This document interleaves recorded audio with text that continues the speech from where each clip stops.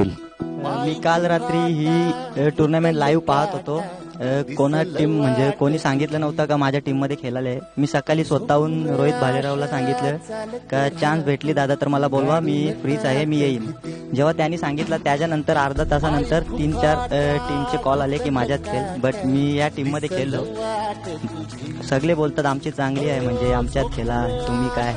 पण नाही, मी ज्याला आधी बोललो होतो की मी तुझ्या टीममध्ये खेळेन, मी त्याच टीममध्ये खेळलो आणि बेस्ट बॉलर पण भेटला, सेकंड प्राइज पण घेतलं. त्याबद्दल खूप चांगलं वाटतं आणि माझ्या आईबाबांना खूप धन्यवाद करतो. त्यांनी खूप सपोर्ट केलं मला आणि माझ्या बाबाने मला क्रिकेट खेळायला शिकवलं. आणि ग्रामीण क्रिकेटमध्ये मी स्टार्टिंग सिनियर प्लेअर आहे, त्यांचं देखील खूप धन्यवाद करतो, कारण त्यांनी देखील मला खूप सपोर्ट केला. आणि बाहेर ओपन क्रिकेटचं बोलणं झालं तर मला बाहेर खेळवला आणि मला बनवला आणि माझं ओपन क्रिकेटचं करिअर बनवलं आणि माझी सुरुवात केली.